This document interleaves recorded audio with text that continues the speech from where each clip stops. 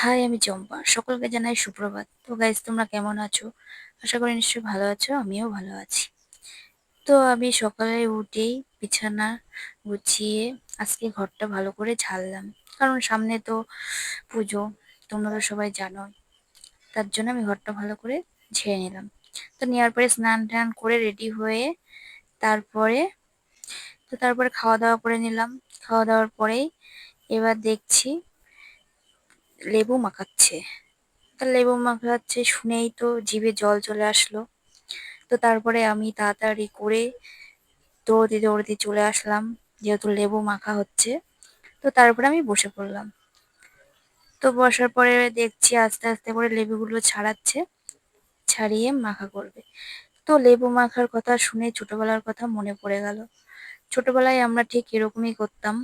তারপরেই বসে পড়লাম লেবু মাখা খেতে। তো আমরা কিন্তু ছোটোবেলায় এটা করতাম যে হাতে করে খেতাম না কিন্তু, বা বাটিতে করে খেতাম না। কলা পাতা কেটে তারপরে কলা পাতায় করে খেতাম, ওটা খাওয়ার টেস্টই আলাদা।